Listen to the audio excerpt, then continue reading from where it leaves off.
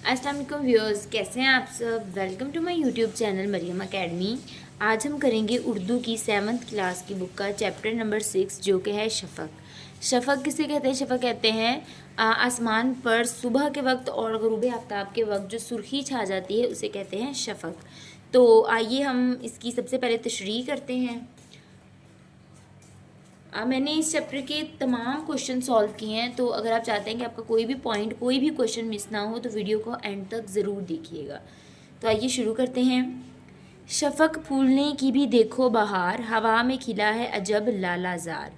शायर आसमान पर शफ़क़ के सुर्ख रंग को फूलों से तशबीह देता है। जिस तरह ज़मीन पर बहार के मौसम में रंग बिरंगे फूल खिल जाते हैं, उसी तरह आसमान पर शफ़क़ के रंग भी फूलों की बहार जैसे लगते हैं। यहाँ कुदरत की खूबसूरती और इसकी दिलकशी को बयान किया गया है। दूसरा शेर, हुई शाम बादल बदलते हैं रंग, जिन्हें देखकर अक्ल होती है दंग। शायर शाम के वक्त बादलों के बदलते रंगों की अजीब कैफियत बयान कर रहा है। कभी ये सुनहरी लगते हैं, कभी नारंगी। ये मंज़र इतना पुरकशिश और दिलकश लगता है कि इंसान हैरत में डूब जाता है। तीसरा शेर, नया रंग है नया रूप है, हर एक रूप में ये वही धूप है। ये शेर इस हकीकत की तरफ इशारा करता है कि बादलों और फ़िज़ा के रंग बार बार बदलते हैं, लेकिन असल में ये सब सूरज की रोशनी की करिश्मा साजी है। शायर यहाँ कुदरत के मज़ाहिर में वहदत को दिखा रहा है। तबीयत है बादल की रंगत पे लौट, सुनहरी लगाई है कुदरत ने गोट। गोट कहते हैं जो कपड़ों पे कढ़ाई वगैरह होती है। इंसान का दिल बादल की रंगीनियों को देखकर बहुत खुश होता है। शायर बादलों के सुनहरी रंग को गोट, सुनहरी काम जो कपड़ों पर लगाया जाता है, से तशबीह को गोट से तशबीह दे रहा है। ग़रूब के वक्त बादलों पर पड़ती रोशनी यूं महसूस होती है जैसे कुदरत ने कढ़ाई की तरह सजाया हो। आइए चलते हैं शेर नंबर 5 पे। ज़रा देर में रंग बदले कई, बनफशियो नारंजी चंपई। शायर बयान करता है कुछ ही देर में आसमान के रंग कई बार बदले और ये कभी बनफशी, कभी नारंगी और कभी चंपई नज़र आते हैं। चंपई चंपा के फूल से उसके कलर को रिप्रेजेंट किया जा रहा है। यहाँ शायर शाम के वक्त आसमान की तेज़ रफ्तारी से बदलती हुई रंगतों को बयान करता है, जिसे देखकर इंसान को खुशी महसूस होती है। ये क्या भेद है, क्या करामात है, हर एक रंग में एक नई बात है। तशरीह, आसमान पर फैले रंगों को देखकर शायर हैरत से सोचता है कि ये कोई राज या फिर कोई करामात है कि कुदरत ने ये कैसा भेद बनाया है कि बादलों और शफ़क़ का हर नया रंग एक अलग तासुर और खूबसूरती पैदा करता है। आइए चलते हैं शेर नंबर 7 पे। शेर नंबर 7 है, ये मगरिब में जो बादलों की है बाढ़, बने सोने चांदी के गोया पहाड़। शायर का कहना है कि मगरिब में जो बादलों की एक कतार दिखाई दे रही है उसे शायर ने पहाड़ से तशबीह दी है, और इन पर पड़ने वाली सूरज की रोशनी यूं महसूस होती है जैसे ये बादल सोने और चांदी के पहाड़ हों। शेर नंबर 8, फलक नील गों इसमें सुर्खी की लाग, हरे बन में गोया लगा दी है आग। शायर का कहना है कि आसमान नीले रंग का है, लेकिन कभी कभी इस नीले रंग के साथ सुर्खी भी शामिल हो जाती है। शायर एक अजीब मंजर कशी करता है कि नीला पस मंज़र और सुर्खी ऐसी कैफियत पैदा करता है जैसे जंगल में आग लग गई हो। आखिरी शेर, शेर नंबर 9, अब आसार ज़ाहिर हुए रात के पर्दे छटे लाल लाल बानात के। तशरीह, ये आखिरी मंज़र है जब शाम ढल जाती है और रात का अंधेरा छा जाता है। शायर लाल बानात, लाल रेशमी कपड़े की मिसाल देकर बताता है कि जैसे जैसे लाल शफ़क़ ख़त्म होती है वैसे वैसे अंधेरा बढ़ जाता है और रात छा जाती है। यहाँ पर पढ़ने के दौरान में सवाल हैं, शफ़क़ किसे कहते हैं? शफ़क़ सुबह के वक्त और ग़ुरूब आफ्ताब के वक्त आसमान पर छा जाने वाली सुर्खी को कहते हैं। शायर ने नज़म में किन रंगों का जिक्र किया है? बनफशी, नारंगी, चंपई। दंग होना से क्या मुराद है? हैरान होना। तो आइए अब इसके सवाल जवाब कर लेते हैं। शायर ने शफ़क़ के किन रंगों का तज़किरा किया है? शायर ने शफ़क़ के बनफशी, नारंगी और चंपई रंगों का जिक्र किया है। سوال نمبر 2، شاعر نے سونے چاندی کے پہاڑ کس کو کہا ہے؟ بادلوں کو۔ شاعر نے شفق پھیلنے کو لالہ زار جیسا کیوں کہا ہے؟ آپ جواب لکھیں گے، شاعر نے شفق پھیلنے کو لالہ زار جیسا اس لیے کہا ہے کیونکہ غروب آفتاب کے وقت آسمان پر پھیلی سرخی ایسے لگتی ہے جیسے آسمان پھولوں کے باغ میں بدل گیا ہو۔ فلک نیل گوں اس میں سرخی کی لاگ سے کیا مراد ہے؟ اس سے مراد ہے نیلے آسمان پر سورج ڈوبنے کے وقت سرخی ایسے پھیل گئی ہے جیسے کپڑے پر لال رنگ کا دھبا یا چمک لگ گئی ہو۔ آپ کو اس نظم میں کون سا شعر سب سے زیادہ پسند آیا اور کیوں؟ اس میں آپ اپنی مرضی کا کوئی بھی شعر لکھ دیں اور اپنی مرضی سے بھی آپ آنسر لکھ دیں یا پھر تشریح میں سے 1-2 لائنیں لکھ دیں کہ آپ کو یہ منظر کیوں پسند آیا۔ اس نظم کو پڑھ کر آپ کے ذہن میں جو منظر ابھرتا ہے اس کی تصویر بنا کر اس سے متعلق چند جملے لکھیں، ٹھیک ہے؟ آپ تصویر بنا دیں کہ سورج کی بنا دیں، درختوں کی بنا دیں، اوپر تھوڑے سے بادل بنا دیں اور اس کے بارے میں جملے لکھ دیں۔ آگے ہم اس کے درست جواب پر دائرہ لگائیں۔ ہوا میں کھلا ہے عجب لالہ زار، شام ہوئی بادل بدلتے ہیں رنگ،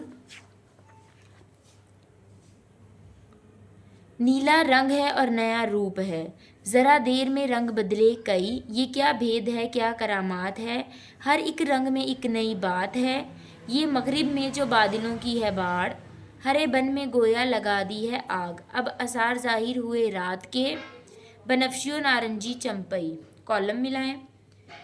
ہوئی شام بادل بدلتے ہیں رنگ، جنہیں دیکھ کر عقل ہوتی ہے دنگ، فلک نیلگوں اس میں سرخی کی لاگ، ہرے بن میں گویا لگا دی ہے آگ، یہ مغرب میں جو باڑ بنے سونے چاندی کے گویا پہاڑ، نیا رنگ ہے اور نیا روپ ہے، ہر ایک روپ میں یہ وہی دھوپ ہے۔ آئیے اب ہم اس کی خالی جگہ کرتے ہیں۔ طبیعت ہے بادل کی رنگت میں لوٹ، ہوا میں کھلا ہے عجب لالہ زار، یہ کیا بھید ہے کیا کرامات ہے، فلک نیل گوں اس میں سرخی کی لاگ، کہ پردے چھٹے لال بانات کے۔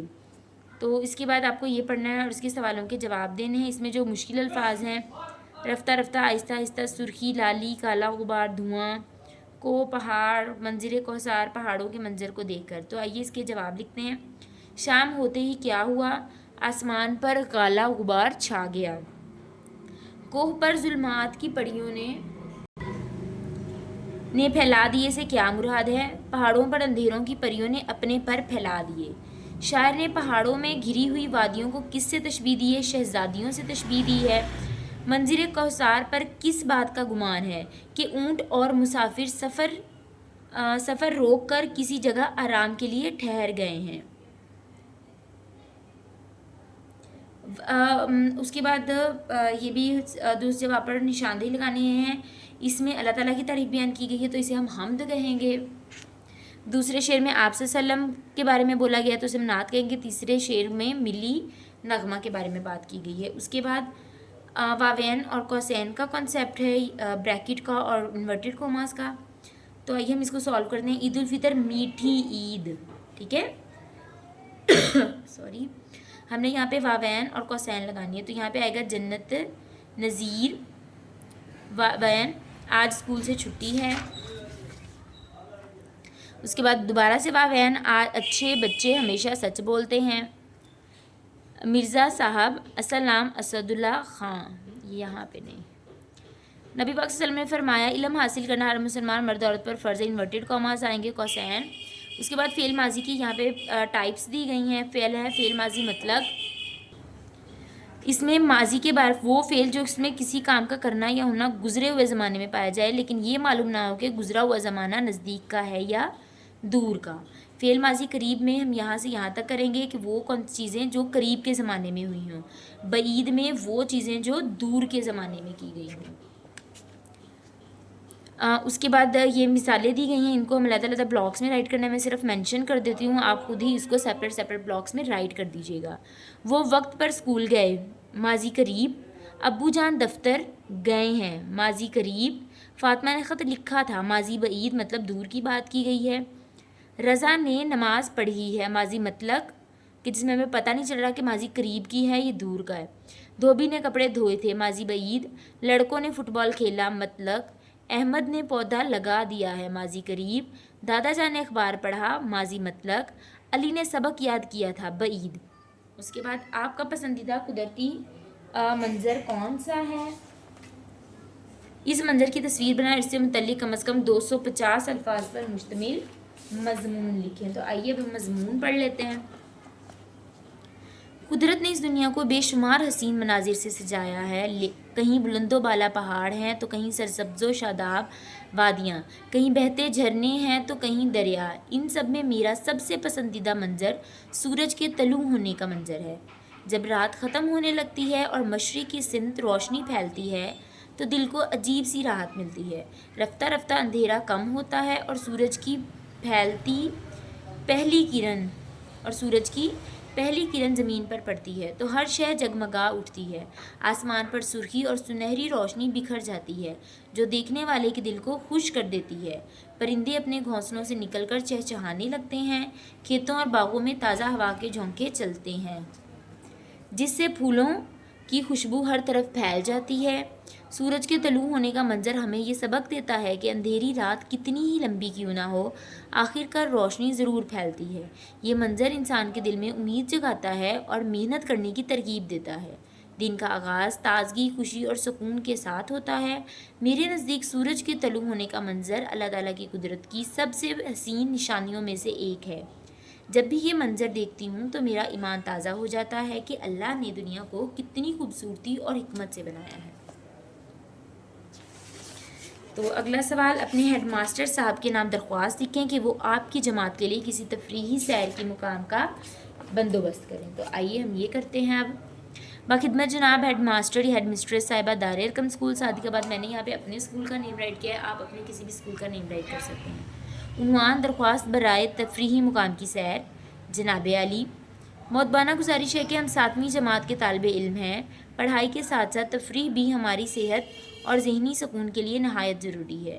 اگر ہمیں کسی تفریحی مقام کی سیر کرائی جائے تو اس سے نہ صرف ہمارا دل خوش ہوگا بلکہ ہماری معلومات میں بھی اضافہ ہوگا۔ اس لیے آپ سے گزارش ہے کہ ہماری کلاس کے لیے کسی تفریحی مقام مثلاً باغ، میوزیم یا چڑیا گھر کی سیر کا بندوبست کیا جائے۔ عین نوازش ہوگی، العارض جماعت ہشتم، اور یہاں پہ تاریخ آ جائے گی۔ یہاں پر آپ غلطی مت کیجیے گا، اکثر بچے جو ہیں وہ عین اور آپ کی اکٹھا لکھتے ہیں، دونوں میں سے آپ ایک چیز لکھیں گے کیونکہ عین اور آپ کا میننگ سیم ہے۔ العارض عرض کرنے والا، صرف ہم العارض لکھیں گے، آپ کا شاگرد نہیں لکھیں گے۔ اگر آپ کا شاگرد لکھو گے تو العارض نہیں لکھو گے۔ اس کے بعد آخری سوال ہے کہ نظم شفق کا مرکزی خیال لکھیں۔ مرکزی خیال، شاعر اس نظم میں آسمان پر شفق کے خوبصورت رنگوں اور بادلوں کی تبدیلی کے حسن کی تعریف کر رہا ہے۔ وہ قدرت کے ان رنگ برنگے مناظر کو دیکھ کر اپنی خوشی اور حیرت ظاہر کر رہا ہے۔ ہر رنگ اور روپ میں شاعر کو قدرت کی نرمی اور خوبصورتی کا احساس ہوتا ہے۔ آئی ہوپ آپ کو پورا چیپٹر اچھے سے سمجھ آ گیا ہو۔ اگر آپ کو کوئی بھی بات اگر آپ پوچھنا چاہیں تو میں نے اپنا واٹس ایپ نمبر بھی ایڈ کر دیا ہے، یا پھر آپ کمنٹ سیکشن میں پوچھ سکتے ہیں، انشاءاللہ میں آپ کو بہت جلد جواب دوں گی۔ تو تب تک میرے چینل کو لائک، شیئر، سبسکرائب ضرور کیجیے گا۔ ٹیک کیئر، اللہ حافظ۔